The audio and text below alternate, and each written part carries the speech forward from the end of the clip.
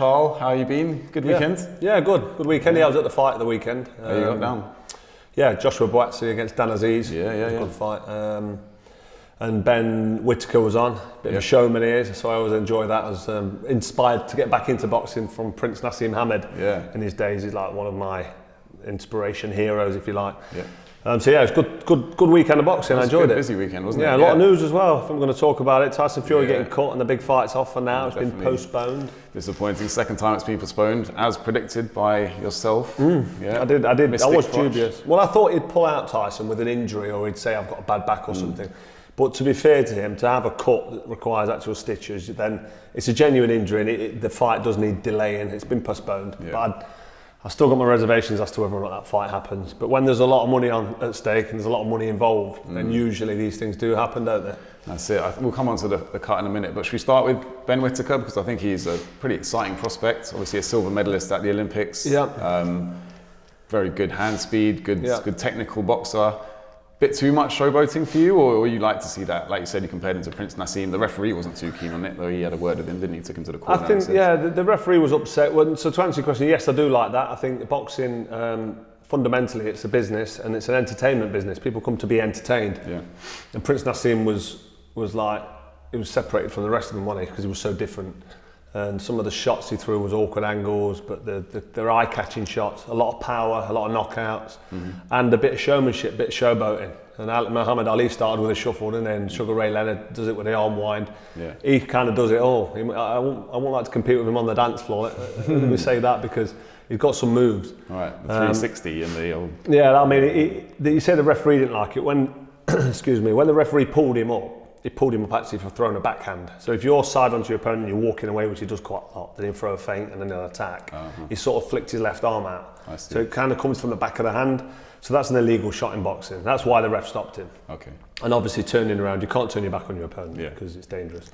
But other than that, I just think he's an exciting prospect. Like you said, he won a silver medal in the Olympics. I believe it was the Tokyo Olympics. That's right. And so the fact that he got the Olympic silver medal shows that he's got the pedigree. And to be a top amateur and be able to compete and come second in the world in the Olympics with that silver medal, he can definitely fight. And now he's transitioned into professional boxing, and he's showing that he's got power, hand speed, the reflexes, the skills, the moves. He seems to have everything, but we won't find out what's going off up there and what's going on in there in the heart until he's tested. So for now, great prospect, ticking all the boxes. But let's see when he gets in with somebody like when Prince Nassim Hamed faced Marco Antonio Barrera. It was the end of his reign, wasn't it? Yeah. And all Barrera did was box cute behind a nice Queensbury-style boxing. And that was enough. I mean, Naz was past his best, and he was going through promotional disputes and legal problems at the time. And his training camp, when you see his training camp after, so you can make excuses for why that performance was below par. But as you step up the level and step up the quality of opposition, you do need to tighten your defence and think about where your shots are coming from and the energy that you waste as well. It's all right looking slick and skillful and dancing around and doing all these big moves, but they sap your energy. Yeah. And he's not doing 12 round fights at the minute. True. Doing 6 and 8 rounds as he's building up. So to do 12 rounds is hard enough without dancing in between your shots. You know what I mean? So we'll see. He's exciting. I rate him. I think he'll do very well. But he's in a tough division as well. That's another point, yeah. Which will change by the time he gets to world level. The new cut is in exactly the same place as the cut that he got against Otto. It depends which clip you see, because when he's filming himself on selfie mode, it flips a mirror image and everyone's like, hang on a minute, that's above his right eye. I thought it was his left eye or vice versa. Yeah, because when you watch the actual sparring session where it hit his right eye. Yeah. So it was a left elbow into his right eye. And then when he's filming himself, it's over his left eye. No, it's a mirror image. Okay, the only thing that I'd say that's conspiratorial around that cut is the timing of it, because that injury, for me, is not an acute injury. It's not fresh. Okay. It's stitched up, which happens immediately almost, but it's scabbed over, the swelling's gone down and the bruising's coming out. Now, when you get hematoma or bruising, it doesn't come out straight away. You can bang your arm and then 2 days later the bruise starts to come out, then it looks fresh and then it starts to go a different colour, and like yellowy, a lighter yellowy, purpley blue. Well, that's a week old in my eyes. Not a day old when he did that video.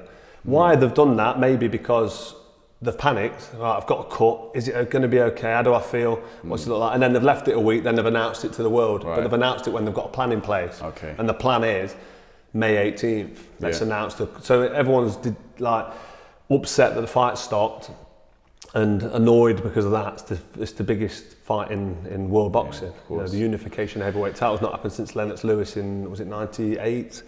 I think it was. Yeah. It was over 20 years ago. So they've planned it right. They've announced that he's fighting now May 18th, but I'm still not convinced. Still sceptical. I just don't think Tyson Fury's heart But did you see is in the game anymore. He looked in good shape though, didn't he? Mate, that picture's another one. Is that another It's one? like the moon landing, that picture. Yeah. I've seen that picture before. Well, we need him holding up a newspaper with today's date on We it, do, don't that's exactly what we need. Yeah, that's true.